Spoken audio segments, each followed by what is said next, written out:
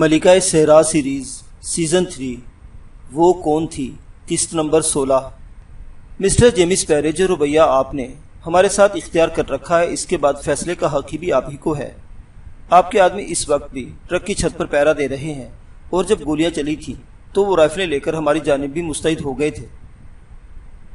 James پیرے نے سرد لہجے میں کہا، اس کے لیے کوئی معاوضت قبول نہیں کی جائے گی، کیونکہ ہم خود کسی مشکل کا شکار نہیں ہونا چاہتے۔ تو پھر فیصلے بھی آپ خود ہی کریں، ہدایت اللہ نے بھی ناخوشگوار لہجے میں کہا، اور جیمس پیرے اسے گھورتا رہا۔ اس کے بعد وہ خاموشی ہو گیا تھا۔ پھر صبح تک کوئی نہ سویا اور سب اپنے طور پر مصروف رہے۔ ریٹا ہاروے نے ارشی کے ساتھ مل کر کافی بنائی تھی، اور رات کے اس پہر جبکہ موسم حیرت انگیز طور پر خنک ہو گیا تھا، کافی بڑا لطف دے گئی۔ ویسے بھی اس علاقے میں سردی بالکل نہیں تھی، اور اچھی خاصی خنکی دن میں بھی ہونے لگی تھی۔ غالباً یہ جغرافی تبدیلی تھی۔ بہر طور سورج نمودار ہو گیا، اور یہ لوگ روانگی کی تیاریاں کرنے لگے۔ جیمس پیرے نے بھی کوئی تعرض نہیں کیا تھا۔ گاڑیاں سٹارٹ ہوئیں اور ٹرک بدستور ان کے پیچھے پیچھے چلنے لگا۔ جیمس پیرے نے روانہ ہونے سے پہلے یہ اعلان کر دیا تھا کہ آگے جانے کے بعد دائنی سمت کا رخ اختیار کیا جائے، یعنی وہ سمت جدھر سے گولیاں چلنے کا تعین کیا گیا تھا، اور اس بات پر ان لوگوں نے بھی کوئی رد عمل ظاہر نہیں کیا تھا۔ ویسے اپنے طور پر یہ سب بھی یہی فیصلہ کر چکے تھے کہ انہیں شمال مشرق میں جا کر یہ دیکھنا ہے کہ کون سی آبادی تاراج ہوئی ہے۔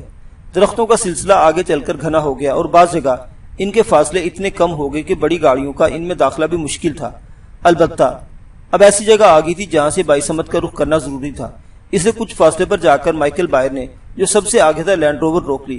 کنور مہتاب علی اس کے برابر جا کر رک گیا۔ مائیکل بائر مسکرا کر بولا، ایسی کئی جگہ آئی ہیں جہاں ہماری گاڑیاں جا سکتی ہیں، ٹرک نہیں داخل ہو سکتا، اور پھر آگے بھی ایسی کئی جگہ ہیں۔ تو پھر مہتاب علی نے پوچھا، ہم اندر داخل ہو جائیں گے؟ فائدہ، بوڑھے ٹاپتے رہ جائیں گے۔ ایسا ہم کسی بھی وقت کر سکتے ہیں، لیکن ہمارا اسلحہ ان کے پاس ہے۔ انہیں پریشان کرنے کے لیے مناسب نہیں ہوگا۔ انہیں سبق دینا ضرور ہے، لیکن پوری طرح اعتماد میں لینے کے بعد۔ اس اثناء میں ٹرک بھی قریب آ گیا۔ اسے فیروز ڈرائیو کر رہا تھا، اور جیمس پیرے اس کے ساتھ تھا۔ پیرے نے کہا، میں ٹرک کو آگے لے جا رہا ہوں۔ خدا حافظ مسٹر پیرے، کنور مہتاب نے کہا، اور پیرے اچھل پڑا۔ کیا مطلب؟ اس نے کہا، آپ ٹرک لے کر آگے جائیے، ہم لوگ یہاں سے دوسرا راستہ اختیار کرنے والے ہیں اور پھر فرار ہو جائیں گے۔ کنور مہتاب علی نے کہا، اور پیرے چند لمحات تک حیرت سے دیکھتا رہا، پھر مسکرا پڑا۔ اوہو، مذاق کر رہے ہو، لیکن تم ایسا نہیں کرو گے، کیونکہ تمہارے دل میں رات کے واقعات کا کوئی تجسس نہیں ہے۔ آپ چلیے، آگے چلیے، دیکھ لیں گے ہمیں کیا کرنا ہے، کنور مہتاب علی نے کہا، اور جیمس پیرے نے ٹرک کو آگے بڑھنے کا اشارہ کر دیا، اور پھر وہ راستہ تلاش کرتے ہوئے آگے بڑھنے لگے۔ کنور مہتاب علی نے مسکراتے ہوئے کہا، ان کی بدقسمتی کا پہلا دور شروع ہو گیا ہے۔ کیا مطلب؟ میری بات کو مذاق سمجھ کر جیمس پیرے نے پورے اعتماد ہونے کی پہلی کوشش کی ہے۔ کسی نے بھی کوئی جواب نہیں دیا۔ بالآخر جیمس پیرے کو ایک ایسی جگہ ملی گئی جہاں سے ٹرک کو اندر داخل کیا جا سکتا تھا، لیکن بہرحال یہ ایک مشکل کام تھا، اور کنور مہتاب علی کو پہلی بار احساس ہوا تھا کہ فیروز ایک بہترین ڈرائیور بھی ہے۔ وہ ٹرک کا تعاقب کر رہے تھے اور آگے بڑھتے چلے جا رہے تھے۔ پھر انہوں نے سبز گھاس اور درختوں کی جانب ایک عجیب و غریب جگہ دیکھی، اور دیکھتے ہی رہ گئے۔ درختوں کے ایک ہی سائز کے مضبوط تنوں کو جوڑ کر ایک عظیم الشان فصیل بنائی گئی تھی، اور وسیع و عریض احاطہ تا حد نگاہ تک چلا گیا تھا۔ گھنے درختوں کے درمیان یہ قلعہ نما عمارت اپنی ہی نوعیت کی عجیب و غریب عمارت کہی جا سکتی تھی، اور صاف اندازہ ہو جاتا تھا کہ جنگل کے درمیانی حصے کو خالی کر کے یہ عمارت تعمیر کی گئی ہے۔ لیکن یہ تازہ تعمیر بھی معلوم نہیں ہوتی تھی، کیونکہ درختوں کے تنے بالکل چکنے اور سپاٹ تھے۔ انہیں اتنی عمدگی سے آپس میں جوڑا گیا تھا کہ ان کے درمیان کوئی رخنہ بھی نہ رہے۔ درختوں کے ایک خاص قسم کے مضبوط تنوں کو جوڑ کر ایک خاص قسم کا پھاٹک بھی بنایا گیا تھا، جس کے سامنے ایک چوڑی خندق کھدی ہوئی تھی۔ خندق میں پانی بھرا ہوا تھا، اور اسے عبور کرنے کے لیے خاص راستہ بنایا گیا تھا جو بہت مضبوط تھا۔ پھاٹک کھلا ہوا تھا، اور خندق کے اوپر بنے ہوئے راستے پر کچھ انسانی جسم پڑے ہوئے نظر آ رہے تھے۔ وہ سب حیرانی سے اس عظیم الشان قلعہ نما عمارت کو دیکھتے ہوئے اس کے قریب پہنچ گئے، اور پھر جیمس پیرے اور اس کے تمام ساتھی ٹرک سے نیچے کود آئے۔ ادھر کنور مہتاب علی اور سر ہدایت اللہ گروپ بھی ساری باتیں بھول کر صحرائے اعظم کے بیچوں بیچ بنے ہوئے اس عظیم الشان قلعے کو دیکھ کر نیچے آ گئے تھے، اور اطراف کے ماحول کا جائزہ لے رہے تھے۔ قلعے کے اوپر کی فصیل سے بھی کچھ انسانی جسم لٹکے ہوئے تھے، اور ان سے خون ٹپک رہا تھا۔ یہ منظر بہت بھیانک تھا۔ قلعہ بہت ہی پراسرار اور عجیب و غریب کیفیت کا حامل تھا۔ سب ایک جگہ جمع ہو گئے۔ جیمس پیرے کے ساتھیوں نے رائفلیں سنبھال رکھی تھی۔ ان کے پاس ان کے اپنے پستول وغیرہ بھی تھے، اور وہ پوری طرح چاقو چوبند نظر آ رہے تھے۔ جیمس پیرے کنور مہتاب علی وغیرہ کے ساتھ آ کھڑا ہوا۔ اس نے کہا، کیا ہمیں اس قلعے کے اندر داخل ہونا چاہیے؟ پارٹی لیڈر آپ بن گئے ہیں مسٹر جیمس، آپ کا کیا مشورہ ہے؟ بھائی طنز نہ کرو، اس صورت میں تمہاری رائے بھی ضروری ہے۔ ہمارا اسلحہ ہمیں واپس کر دو، قمر مہتاب علی نے کہا۔ یہ نہیں ہو سکتا، جیمس پیرے بولا، اور اگر اندر کچھ لوگ موجود ہوئے اور ہمیں مدافعت کی ضرورت پیش آئی؟ تمہارے آگے ہم ہوں گے، جیمس پیرے نے کہا۔ جہنم میں جاؤ، تم بہت کمینہ صرف انسان معلوم ہوتے ہو۔ قمر مہتاب علی کو غصہ آ گیا تھا، لیکن جیمس پیرے نے اس کے غصے کا بالکل بھی برا نہیں مانا۔ اس نے اپنے ساتھیوں کو دیکھتے ہوئے کہا، 3 آدمی یہاں گاڑیوں کے پاس رکیں گے، باقی افراد پوری طرح مسلح ہو کر ہمارے سامنے آ جائیں۔ ہم میں سے 4 آدمی آگے رہیں گے اور 2 پیچھے۔ مسٹر فیروز، تمہیں ہمارے آدمیوں کے ساتھ رہنا ہوگا اور تم سب ہمارے ساتھ اندر چلو۔ قمر مہتاب علی نے گہری نگاہوں سے سر ہدایت اللہ کو دیکھا اور سر ہدایت اللہ نے نرم انداز میں گردن ہلاتے ہوئے کہا، ٹھیک ہے، ہمیں مسٹر جیمس پیرے کی ہدایت کی تعمیل کرنی چاہیے۔ پھر اس طرح یہ لوگ اندر کی جانب چل پڑے۔ قمر مہتاب علی گروپ کو بھی قلعے کے حالات جاننے کا بہت تجسس تھا، لیکن جیمس پیرے جس طرح لیڈر بنا ہوا تھا، اب وہ بات کسی کو پسند نہیں آ رہی تھی، اور یہ لوگ چاہتے تھے کہ جلد از جلد کوئی ایسی صورتحال پیدا کر لیں کہ جیمس پیرے کے اس احمقانہ قیادت سے نجات مل جائے۔ در حقیقت بہت کچھ کیا جا سکتا تھا، یہ بات بار بار ذہن میں آتی تھی، لیکن جس فطرت کے یہ لوگ تھے اس کے تحت احمقانہ خونریزی سے گریز کرنا چاہیے تھا، اور صرف اسی بنیاد پر ابھی تک وہ اپنی فطرت کے خلاف عمل کر رہے تھے۔ قمر مہتاب علی فیروز کے سلسلے میں دوہری کیفیت کا شکار تھا۔ فیروز کو تو جیسے ان لوگوں نے ہپناٹائز کر دیا تھا، اس نے ایک بار بھی نگاہ بڑھ کر قمر مہتاب علی کو نہیں دیکھا تھا۔ قمر مہتاب علی تو کبھی کبھی اس کی سوچ کا شکار ہو جاتا تھا کہ فیروز صرف اداکاری کر رہا ہے اور اپنی شخصیت کو ظاہر نہیں کرنا چاہتا، لیکن اس سلسلے میں کوئی صحیح بات سامنے لانا مشکل کام تھا۔ بہرحال یہ لوگ اس پراسرار قلعے میں کافی آگے پہنچ گئے۔ جگہ جگہ انسانی لاشیں پڑی ہوئی تھیں، یہ گولیوں کا شکار ہوئے تھے، اور اب تک جو لاشیں نظر آئی تھی وہ مقامی لوگوں کی ہی تھی، لیکن یہ لوگ پورے لباس میں ملبوس تھے اور خاصے مہذب نظر آتے تھے۔ ان کے اپنے ہتھیار بھی کہیں کہیں نظر آ رہے تھے۔ رات کو جو ہنگامہ آرائی ہوئی تھی وہ 2 نیم وحشی قبیلوں کے درمیان نہیں ہوئی تھی، بلکہ ایسا محسوس ہوتا تھا جیسے آتشی اسلحے کے ماہر ایک دوسرے سے نبرد و آزما رہے ہوں۔ پھر انہوں نے اس قلعہ نما عمارت کے اندرونی ماحول کو دیکھا۔ طرز تعمیر نہایت مضبوط اور ذہانت کے حامل تھی۔ اندرونی حصوں میں کیا تھا یہ اندر داخل ہو کر ہی پتہ چل سکتا تھا۔ تھوڑی دیر کے لیے سب لوگ اس ماحول میں کھو گئے تھے، کچھ سمجھ میں نہیں آتا تھا کہ کیا صورتحال ہے۔ پھر ایک کمرے میں انہیں 2 انسانی لاشیں نظر آئی، جنہیں دیکھ کر سبھی چونک پڑے۔ یہ سیاہ فام نہیں تھے، بلکہ ان کا تعلق یورپ کے کسی علاقے سے معلوم ہوتا تھا۔ جیمس پیرے کے منہ سے آواز نکلی، میرے خدا، یہ تو سفید فام ہے۔ وہ ان میں سے ایک کے قریب بیٹھ کے اور جھک کر اس کے چہرے کا جائزہ لیتا رہا، پھر پرخیال انداز میں بولا، غالباً برٹش یا آئرلینڈ کا باشندہ ہے۔ جیمس پیرے نے اس کی جیبیں ٹٹولی، لیکن اس کی جیبوں میں کوئی ایسی چیز نہیں ملی جو اس کی شخصیت کی نشاندہی کر سکتی۔ دوسری لاش بھی اسی کیفیت کی حامل تھی۔ تقریباً 1 گھنٹے تک وہ اس پراسرار قلعے کا جائزہ لیتے رہے، اور انہیں اندازہ ہو گیا کہ قلعے میں زبردست لوٹ مار کی گئی ہے۔ بہت سی الماریاں کھلی پڑی تھی اور ان کا ساز و سامان بکھرا ہوا تھا، ہو سکتا ہے ان میں قیمتی اشیاء بھی ہوں۔ بہرحال یہ اندازہ بھی لگایا جا سکتا تھا کہ لٹیروں کے کسی گروہ نے قلعے پر حملہ کیا ہے اور یہاں موجود لوگوں کو قتل کر دیا ہے۔ قلعے کے سب سے آخری حصے میں ایک عظیم الشان کمرے میں، جہاں قالین بچھے ہوئے تھے اور اعلیٰ درجے کا فرنیچر سجا ہوا تھا، ایک کرسی پر ایک شخص کی لاش نظر آئی۔ بھاری بھرکم آدمی تھا، پادریوں جیسا لمبا چوغا پہنے ہوئے تھا، شانوں تک بکھرے ہوئے بال اور سینے تک بڑی ہوئی داڑھی، بڑی پرروب شخصیت کا حامل نظر آتا تھا، اور اس کے دونوں ہاتھ کرسی کے ہتھے پر رکھے ہوئے تھے اور سینے میں دل کے مقام پر کئی سوراخ نظر آ رہے تھے۔ اس کا چہرہ بے حد پرسکون تھا اور اس کی کھلی ہوئی آنکھیں دروازے کی جانب ہی دیکھ رہی تھی۔ اس کے سامنے پہنچ کر یہ سب ٹھٹک گئے۔ پھر جیمس پیرے نے کہا، بہت ہی دلدوز حادثہ رونما ہوا ہے، یہ شخص تو پادری معلوم ہوتا ہے، خدا جانے یہ سب کیا ہے۔ تھوڑی دیر کے بعد وہ اس عظیم الشان قلعے کی تلاشی سے فارغ ہو گئے۔ ساز و سامان اور کھانے پینے کے اشیاء کے انبار یہاں موجود تھے اور انہیں لوٹنے کی کوشش نہیں کی گئی تھی۔ پھر جیمس پیرے نے کہا، کیا ہمیں یہاں رکنا چاہیے؟ میرے خیال میں مسٹر جیمس پیرے، یہاں رکنا ضروری ہے۔ جیمس پیرے کے ایک ساتھی نے کہا، کیوں کہہ رہے ہو؟ معافی چاہتا ہوں ان الفاظ کی، لیکن کچھ ذمہ داریاں بھی عائد ہوتی ہیں۔ ان لاشوں کی تدفین بھی ضروری ہے۔ اس کے ساتھ ساتھ یہاں جو سب کچھ ہے، ان میں سے بہت کچھ ہماری ضروریات پوری کر سکتا ہے۔ ہم اپنے اس مشن کے لیے اگر یہاں کچھ وقت تک رک کر دوبارہ کام شروع کریں تو کیا یہ ایک مناسب قیام نہیں ہوگا؟ آپ لوگوں کی کیا رائے ہے؟ جیمس پیرے نے قمر مہتاب علی وغیرہ سے پوچھا۔ قمر مہتاب علی نے تو کوئی جواب نہیں دیا، لیکن ہدایت اللہ جلدی سے بولا، اسے چھوڑ کر نکل جانا حماقت کی بات ہے، لیکن دوسری صورتحال بھی تو پیش آ سکتی ہے۔ کیا اگر لٹیروں نے دوبارہ ادھر کا رخ کیا تو آپ لوگ تو مسلح ہیں مسٹر جیمس پیرے؟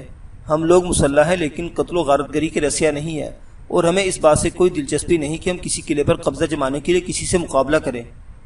یہ فیصلہ کرنا بھی مشکل ہے کہ بات صرف لٹیروں کی ہی ہے، ہو سکتا ہے کوئی اور بھی یہاں چکر ہو۔ اس بار لارک اینجلو نے کہا، میں یہ فیصلہ کرنے سے قاصر ہوں، نہ جانے کیوں میری ذہنی رو بھٹک رہی ہے۔ جیمس پیرے نے کہا، مسٹر جیمس پیرے، ایک ایسی جگہ جو صحرائے اعظم کے اس عجیب و غریب علاقے میں ہمیں دریافت ہوئی ہے، صرف یہ سمجھ کر چھوڑ دی جائے کہ بعد کے حالات نہ جانے کیا ہوں گے، تو یہ ایک احمقانہ بات ہے۔ میرا خیال ہے آپ کو یہاں رک کر صورتحال کا جائزہ لینا چاہیے۔ قمر مہتاب علی نے اپنے رائے دی اور جیمس پیرے جلدی سے بولا، میں آپ کی رائے سے اتفاق کرتا ہوں مہتاب علی۔ تو پھر ہم یہاں منتقل ہو جاتے ہیں اور باقی لوگوں کو بھی یہیں بلا لیا جائے۔ میرا خیال ہے ٹرک اور گاڑیاں بآسانی اس خندق کو عبور کر کے قلعے میں داخل ہو سکتی ہیں۔ بالکل میرا بھی یہی خیال ہے، تو اس سلسلے میں پھر یہی کارروائی کر لی جائے۔ لیکن قمر مہتاب علی، مجھے تھوڑا سا وقت دیجیے، میں اس سلسلے میں آپ سے بات کرنا چاہتا ہوں۔ جیمس پیرے بولا، جی مسٹر جیمس پیرے، مہتاب علی نے آہستہ سے کہا، اگر ہمارے اور آپ کے درمیان ایک نیک دلانہ تعاون ہو جائے تو میں سمجھتا ہوں ہر مشکل کا حل مل جائے۔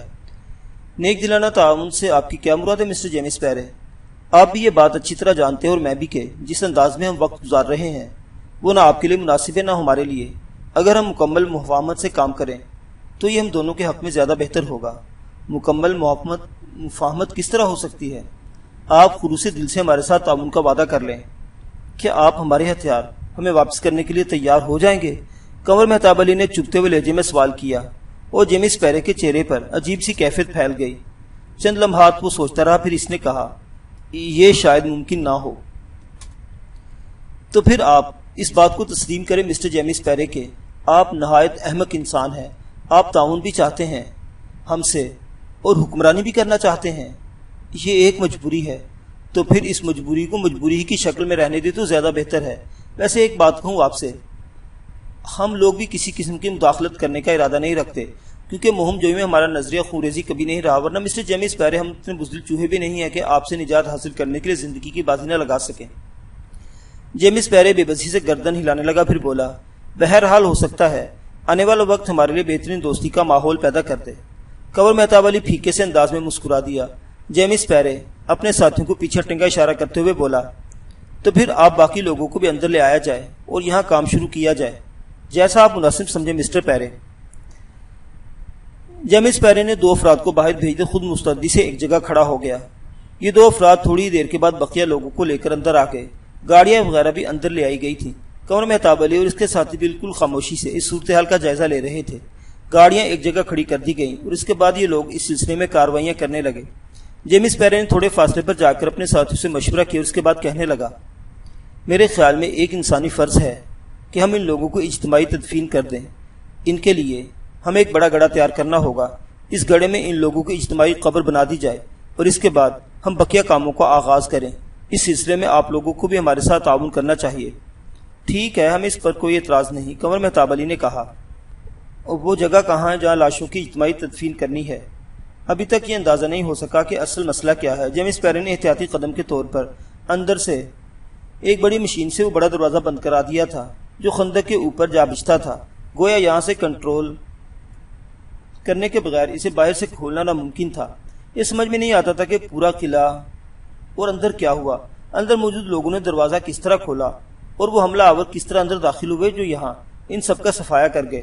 لیکن ان ساری باتوں کو معلوم کرنے کے لیے ابھی ان کے پاس کوئی ذریعہ نہیں تھا۔ یہاں ایسے انتظامات موجود تھے جن سے گڑھا تیار کرایا جائے۔ یقیناً تقریباً ہی تمام لوگ اس کام میں مصروف ہو گئے۔ صرف جیمس پیرے اور اس کا ساتھی ٹام رائفلیں سنبھالے اپنی جگہ کھڑے رہے، غالباً ان لوگوں کی نگرانی کر رہے تھے، اور یہ لوگ اسے سخت ناگوار محسوس ہو رہے تھے۔ ریٹا ہاروے اور ارشی ایک جگہ بیٹھے ہوئے تھے۔ ارشی نے اپنا وہی انداز اختیار کر رکھا تھا۔ ابھی تک اس نے یہ بات ظاہر نہیں ہونے دی تھی کہ وہ کس قسم کی قوت ارادی رکھتی ہے، بس اس کا کام بچی کو سنبھالنا تھا۔ ریٹا ہاروے چونکہ اردو نہیں جانتی تھی اس لیے وہ ارشی سے بات نہیں کر رہی تھی۔ ایک آدھ بار انگلش میں اس نے ارشی سے کچھ سوالات کیے تھے اور ارشی اس طرح پلکیں جھپکا کر اسے دیکھتی رہی تھی جیسے اس کی سمجھ میں کچھ آیا ہی نہ ہو۔ اس وقت بھی ریٹا ہاروے ارشی کے پاس بیٹھی ہوئی تھی۔ اس نے دیکھا بھی بچی کو دیکھنے لگی۔ اس کے بعد اس نے کسی جذبے کے تحت اپنے دونوں ہاتھ بچی کی طرف بڑھا دیے۔ ارشی نے گل کو اس کے آغوش میں دے دیا تو ریٹا ہاروے بولی، افسوس تم میری زبان نہیں سمجھتی اور میں تمہاری، ورنہ ہم دونوں عورتیں ہی آپس میں گفتگو کر کے ہم ایک دوسرے سے بہت سی باتیں معلوم کر سکتے تھے۔ عرشی خاموشی سے اس کی صورت دیکھتی رہی۔ ریٹا ہاروے گل کو کھلاتی رہی اور گل حسب عادت مسکراتی رہی۔ ریٹا ہاروے نے کہا، کتنی پیاری بچی، لیکن… اور اس لیکن کے بعد وہ خاموش ہو گئی۔ اس کی نگاہیں گڑھا تیار کرنے والوں کی جانب اٹھی تھی کہ اچانک کہیں سے فائر کی آواز سنائی دی اور وہ سب اچھل پڑے۔ لاشوں کے لیے گڑھا تیار کرنے والوں نے اس طرح پوزیشنیں لے لی جیسے وہ نادیدہ سمجھ سے آنے والی گولیوں سے بچنا چاہتے ہوں۔ ریٹا ہاروے نے بھی اس کی تقلید کی تھی اور برق رفتاری سے عرشی کو نیچے دھکیل کر خود بچی کو اپنے بازو میں دبوچ کر لیٹ گئی۔ ننھی گل ابھی تک اسی طرح خاموش تھی جیسی صورتحال کی نزاکت کو سمجھ رہی ہو۔ وہ اپنی معصوم آنکھوں سے ادھر ادھر دیکھ رہی تھی۔ چند لمحات مکمل سناٹا طاری رہا، پھر جیمس پیرے نے آہستہ سے کہا، وہ لوگ شاید مؤثر پوزیشنیں لے رہے ہیں۔ کسی نے پیرے کی بات کا جواب نہیں دیا تھا۔ پیرے کسی اور کے بولنے کا منتظر رہا، مگر جب کوئی نہ بولا تو اس نے پھر کہا، ہتھیار، ہمیں ہتھیاروں سے دور نہیں رہنا چاہیے۔ مارٹن، تم سن رہے ہو مارٹن؟ میں سن رہا ہوں مسٹر پیرے، جیمس پیرے کے ساتھی مارٹن نے سرگوشی میں کہا۔ سب لوگ رینگتے ہوئے ہتھیاروں تک پہنچ جاؤ اور پھر پھرتی سے ہتھیار نکال لو۔ اوکے مسٹر پیرے، مارٹن نے کہا، اور پھر اس کے ایک ساتھی کی ہدایت پر عمل کرنے لگے۔ ہمیں لیٹا رہنا چاہیے مسٹر پیرے، قمر مہتاب علی نے کہا اور جیمس پیرے اسے دیکھنے لگا۔ قمر مہتاب علی اس کی آنکھوں میں دیکھ رہا تھا۔ جیمس پیرے کے چہرے کے رنگ بدلتے رہے، پھر اس نے آہستہ سے کہا، جاؤ اپنے ہتھیار سنبھال لو۔ مہتاب علی کو اپنے کانوں پر یقین نہیں آیا تھا۔ جیمس پیرے نے کہا، جاؤ تم سب بھی اسی طرح رینگتے ہوئے جاؤ، خبردار کھڑے ہونے کی کوشش مت کرنا۔ جاؤ ہدایت اللہ، کہیں دشمنوں کی تعداد زیادہ نہ ہو۔ آؤ، قمر مہتاب علی بولا اور سب اسی طرح رینگتے ہوئے آگے بڑھنے لگے۔ پھر سب نے اپنے اپنے آتشی ہتھیار سنبھال لیے تھے۔ جیمس پیرے کی طرف سے یہ اچانک ایک خوشگوار تبدیلی کی حامل تھی اور اس سے حالات کا رخ کافی بدل گیا تھا۔ سب واپس جیمس پیرے کے پاس آ گئے۔ صرف ایک فائر ہوا ہے، اس بارے میں تم لوگوں کا کیا خیال ہے؟ پیرے نے پوچھا۔ آواز کی سمت کا کوئی اندازہ ہو سکا؟ مہتاب علی نے کہا، میرے خیال میں یہ آواز اس سمت سے آئی ہے۔ فیروز نے پہلی بار لب کشائی کی اور ایک سمت اشارہ کیا۔ سب ادھر دیکھنے لگے تھے۔ کچھ دیر مکمل خاموشی رہی، پھر پیرے بولا، دیکھنا ضروری ہے، لیکن قمر مہتاب علی، اب تم لوگ اپنی سمجھ بوجھ استعمال کرو۔ ٹھیک ہے مسٹر پیرے، مہتاب علی نے کہا، اور پھر اس نے نہایت منظم طریقے سے تمام مسلح افراد کو چاروں سمت پھیلا دیا۔ پیرے نے خود بھی اس کی ہدایت پر عمل کیا۔ نادر شاہ کو ایک رائفل دے کر دونوں عورتوں کے پاس چھوڑ دیا گیا تھا۔ عرشی کا چہرہ سرخ ہو رہا تھا۔ ظاہر ہے ان سنسنی خیز لمحات میں وہ خود پر کیسے قابو رکھتی تھی۔ کبھی کبھی وہ ان دونوں پر بری بیتتی تھی۔ حالانکہ اس گروہ میں یہ دونوں سب سے زیادہ جیلے ثابت ہوئے۔ عرشی اپنی جگہ بہترین تربیت یافتہ تھے اور نادر شاہ پولیس کا جوان۔ کتنے ایسے مواقع پر ان دونوں کو سب سے زیادہ ناکارہ تصور کیا جاتا تھا اور یہ ان کے لیے ایک المیہ تھا، لیکن مجبوری۔ وہ سب ٹولیوں میں بٹے ہوئے تھے اور آگے بڑھتے رہے۔ پھر فیروز کی نشاندہی درست ثابت ہوئی۔ اس پراسرار اور انوکھے قلعے میں یہ ایک رہائشی حصہ تھا۔ گولیوں کے نشان اور خوفناک جنگ کے آثار یہاں بھی موجود تھے۔ ایک قدرتی چٹان میں تراشے ہوئے کمرے میں جیسے جگہ انہیں پہلے دو زندہ انسان نظر آئے۔ ان میں سے ایک کوئی 3.25 فٹ کا بونا تھا جو سرخ رنگ کے جانگیے میں ملبوس انتہائی طاقتور ورزش جسم کا مالک اور چھوٹے چھوٹے سرخ چھدرے بالوں والا تھا۔ یہ افریقی نسل سے ہی معلوم ہوتا تھا اور اس کے گلے میں سونے کا ایک تعویذ پڑا ہوا تھا۔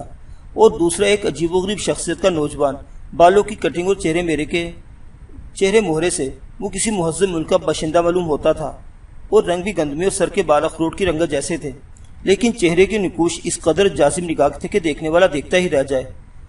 بدن بھی تندرست و توانا تھا۔ لباس جدید قسم کا پہنے ہوئے تھا، یعنی پتلون اور قمیص، لیکن پورا لباس خون میں اس طرح تتر بتر ہو رہا تھا کہ یوں لگتا تھا جیسے اس کے اوپر خون کی بالٹی انڈیل دی گئی ہو۔ بونا اس کا سر اپنی گود میں رکھے ہوئے غمزدہ انداز میں بیٹھا ہوا تھا۔ اس کی قریبی پستول پڑا تھا اور اس کی نگاہیں دروازے کی جانب نگران تھی۔